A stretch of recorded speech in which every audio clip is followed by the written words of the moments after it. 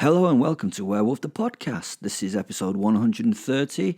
We are back in Viking times where Thorstein and Fenrir, the werewolf couple, are fighting a troll.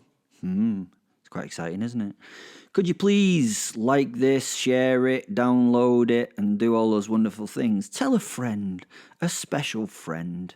You know, we've all got them. If you go down to the description, you can link up with all the Facebook groups and Instagram and X or whatever it's called and all that kind of stuff. You just need to go down to that description thing down there and click on the links, and you can then be part of the crew, as it were, because the Facebook group is full of wonderful individuals. Anyway, with no more ado, with no more to say, let's start this thing in a cool and Viking way.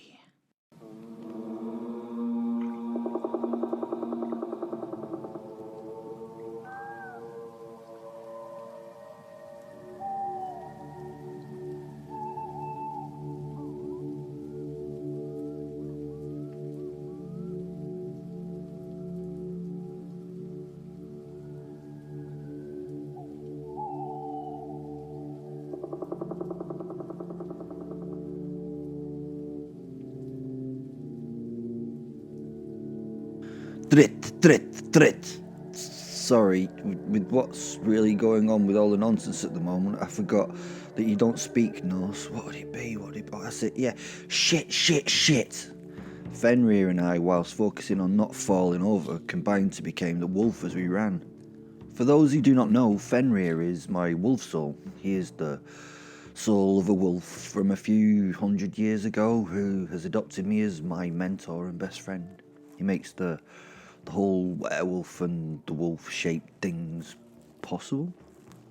When we change to wolf, there is that difficult moment when you suddenly go from 2 legs to 4, where, however graceful the change, there's a chance you'll get mixed up with the leg number and trip yourself up. It can be kind of embarrassing at times.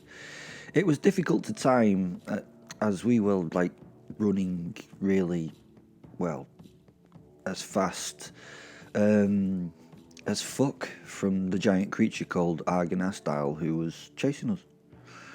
Argonastyle was a troll that I had been asked to, I suppose the word would be de-troll.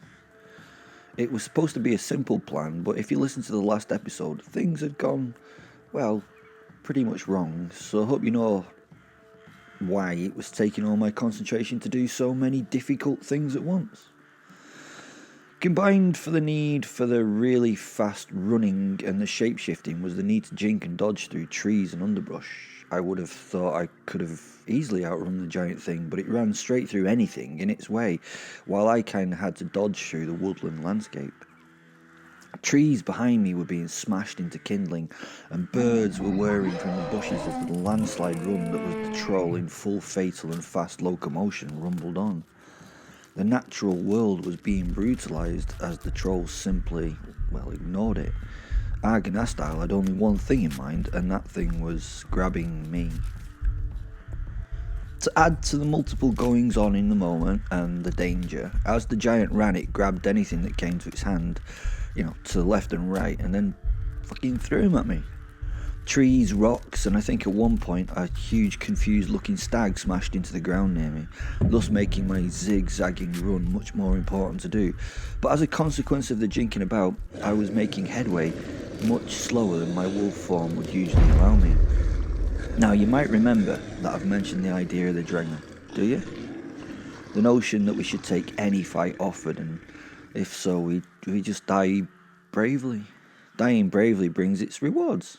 Having said that, my running away was not about me surviving. I know that it sounds a bit weird that there would be a secondary reason for running away. I had run to take the big bastard from where we'd met him. I had to be sure that my friends were still alive and following us. They would be useless, dead. 2 of them already were, and I was at 3. And the troll was focused on me, so keeping his attention should mean they were still alive enough to help me. I now evaluated that I had massively underestimated the giant. I was not sure I could deal with the big boy myself. Those guys better be ready to strike the giant from behind, otherwise I was pretty likely to end up as a smudge at some point, and the recovery from being a werewolf smudge was it was a long and miserable one. So what I'm hoping you take from this is that you understand there was a lot of stuff going on, and loads of stuff going on in my head as I ran. A lot of things going on. Hopefully, then you understand why I'd not noticed the troll, which was, well, they're classically known as to be thick as fuck, aren't they? Well, that he had cornered me in a rocky gap. Yeah, I know. I really should not have let that happen. Right, but I was thinking about the way from and not where to, so he trapped me. Drit, drit, drit. Sorry. Shit. The walls of the narrow valley pit were vertical and sheer, and it was a small, sculpted gap. It's strange how in these moments you notice the little details of them. The floor of the site was compacted and mud and strewn with bones and rotting flesh. This was the troll's killing site. He obviously used this place to corner things he could not normally catch before eating them. I had been, a proper dumb fuck. In this situation, the wolf was a bit of a shitty shape to be, so Fenrir suggested it might be a good time to change into the werewolf. He always had the best ideas. I gratefully accepted, and we ran to the back wall in order to get ready to climb our way out of there. It'll be easy. My strength and agility are much greater when in the werewolf form. I knew I would quickly fly up any rock wall in the form of the wolfman. So, I was a bit surprised when I got 10 feet up the wall with a leap and then scrabbled with claws to gain some purchase. Normally the claws of the paws and the feet would find anything to grip, any tiny space, crack or rock nub. There was none. The wall was as smooth as silk. No gaps, no grips. It was as though the walls had been, polished into this state for a reason. Again, in the moment, noticing the very small details. The walls had been polished by the troll using 4 or 5 what looked like pebble-shaped boulders in the corner. For Thor's sake. Trolls, I guess they're not as thick as we think they are. This one knew exactly what he was doing. I scrabbled and scrabbled, such a good word, scrabbled, pathetically grasping at anything. It didn't help. There was nothing. I stopped the stupid attempt and slowly slid down the wall with the final acceptance that I was not going to be going upwards. For Thor's sake. The war god had a good sense of humour and tried his best to test me. I smiled as I thought about, all the gods sat around viewing this little bit of excitement and, probably laughing. What a bunch of bastards. Everything settled now in my head as I tried to control my breathing and placed my wolf-headed forehead on the wall in front of me, gently tapping that forehead on the wall whilst talking to myself. Stupid. I knew I was caught. I knew there was only one way out of here, and I could hear the sound of the monster's approach as he had funneled me into the trap. He was going to close the door to the escape simply by being the fucking door. I turned. Yep, and there it was, standing at the opening. Its body bridged the gap. What a body. There was no room to get past it on either side. Its just vast, horrific form was there. It blocked the way wholly, and it roared and raged at me. I was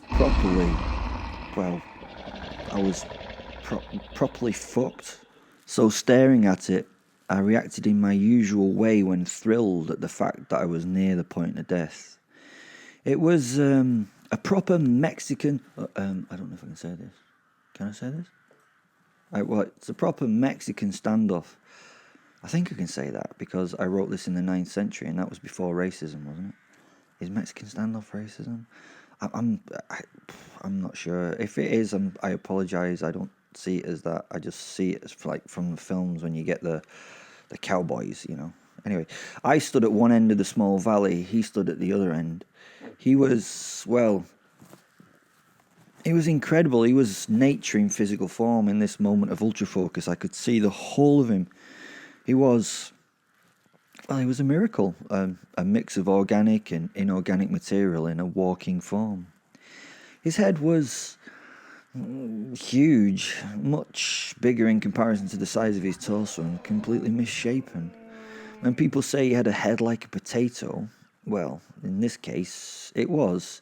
It sat like a boulder on the shoulders of the creature. There was no apparent neck, just a head set on the top of the body.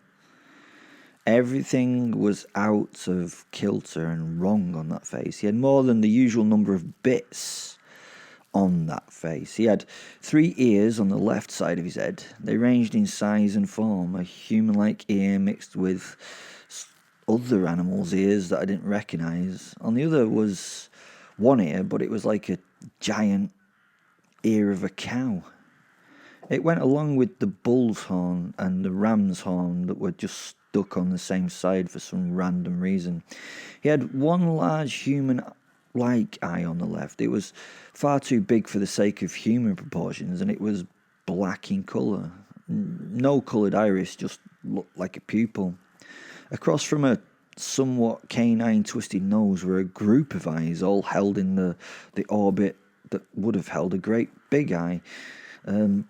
I would go on with this description, but you can use your imagination now, as I've implied the mixed up thing that this troll thing was.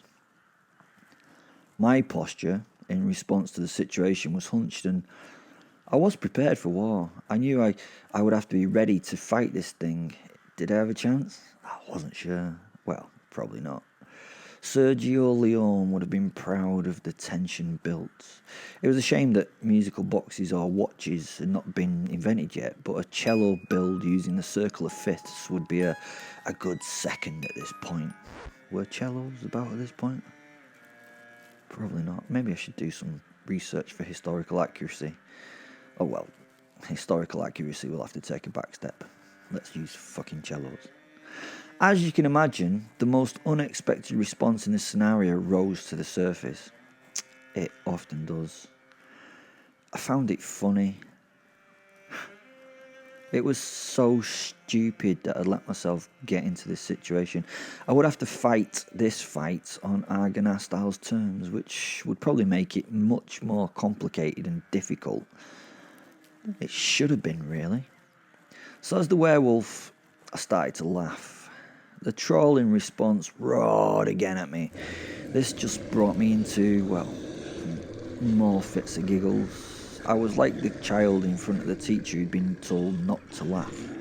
And now, even though I wanted to stop that laughter, I couldn't contain the joy. The raging Argonath style was stunned into silence. His fucked up face looked, well, quite quizzical, and his demeanour and posture fell as he was confused by the way in which I was responding to him. I mean, I'm sure it's not how most things would react to a 50-foot tall slab of malformed granite. Fenrir and I were, well, we would say in bits, broken up with laughter in my head. We were both laughing so hard at our stupidity. The laughter had got to a point where it was now physically hurting. I thought I was going to wee. I had to start holding my belly. I was laughing too hard. The weird thing was, I didn't really understand what I was laughing about. Argonath-style, the troll raised himself again and swelled to his full height. He took in the greatest of breaths and let out the most horrendous noise that I had ever heard. At 100 yards away from him, I not only got the full bellow of his range, but got the blast of the outbreath. The roaring wind he created was filled with the stench of rotten fish and, worse, saliva spit and bits of fish. I was splattered with them. I stopped laughing instantly and froze in disgust, looking at myself. With my massively boosted sense of smell, I was almost sick on the spot. I retched and heaved, but held down most of my most recent meal. Settling and calming down, I waited for the troll's growling howl to stop. He eventually ran out of air and looked at me carefully for my response. He probably wanted to see me quail in fear, to see me get down on my knees and beg forgiveness or some bollocks like that. I was silent. I tried to look calm and tried to show some kind of, self-control over myself. I really tried, I did, and then the fucking werewolf soul fen in my head said, "If that thing's farts, we're fucking dead." Bastard! I just got control of myself. And then, boom, I was again curled up, actually on my knees laughing. I was waving my arm at the troll as though trying to sort of apologise for my behaviour. I genuinely did feel bad for him. It must be difficult for such a terrifying creature to be laughed at.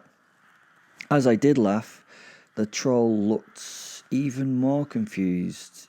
Then he started making a strange noise himself. I had no idea what the noise meant, but let us classify it as kind of weird. He brought a giant hand to his mouth and covered it as though embarrassed at what had just happened, and then started to... Yeah, he did, yeah. He began to laugh. I pointed at him as he laughed, apologising again with my hands. I was completely incapable of speech. Well, I'm a kind of werewolf. How could I speak? He waved back dismissively, acting out of embarrassment, and laughed even louder. As his laugh settled, I rose from my kneeling position and overemphasised trying to wipe the mess off my fur. As I did it, I pretended I was disgusted. I acted this out, as if, you would do to make a young child laugh at my silly actions. The troll now lost his shit. Ho, ho, ho, was given out to the closing night air. Honestly, if you've heard Jabba the Hutt laugh in Return of the Jedi, you've listened to the laugh of a troll. Well, kind of. Except this laugh had sort of bricks in it, not slimy slugginess. Big, heavy, clacky bricks. This was a delightful moment between us. The chemicals of fear that had been released into our... The trolls have blood? I wasn't sure. Well, the anger and the wanting to do violence left us and gave us a fantastic buzz as we settled. It was like 4 drinks in with a good friend would be. That would be a great way to describe the feeling that we shared between us now. The 2 remaining warriors from my little gang came racing into the little valley trap, shouting. They were out of breath and stressed to the max and ran at the troll, who was now sitting on his arse and laughing. Thor and Curl were bearing spears and screaming at him. Arganastel stopped laughing. Oh shit, and looked at them for a moment in complete puzzlement. They paused, and he paused, and silence fell over us all. Were the Vikings going to strike at the troll? The men were mesmerised entirely on the thing's face. I was also focused by its face, looking at those horrific, distorted features. The thing looked torn by anger and pain, and then Arganastel raised his arse off the floor slightly with his hands. It looked like he was getting up. The 2 men leapt back, waving weapons at him in what they thought was a threatening manner, and then the troll farted.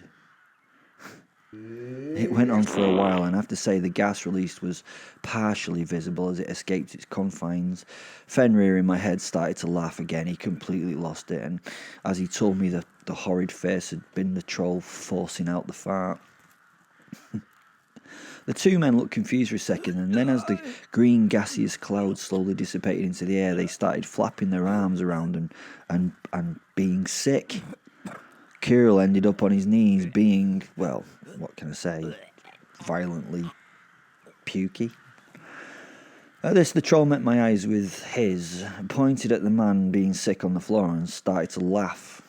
I couldn't do anything else. I just allowed the laughter to flow from me. This shared joke was the funniest thing that I could ever remember. An hour later, strangely, we were sitting on the bank of Arganastal's fishing spot. I was back in human form and Fenrir's Wolfsoul sat beside me. The three humans, me, Thor, Curl, were all just sat next to the massive troll dangling our feet in the cool water as we talked and ate the freshly cooked salmon that Argonastel had offered us. A warm fire was at our backs and it felt strange but correct to be sat with this creature. He himself ate his fish raw and sucked them from between finger and thumb one at a time with such dexterity and gentleness. His enjoyment was so apparent that it led to our own appreciation of the deliciously cooked fish.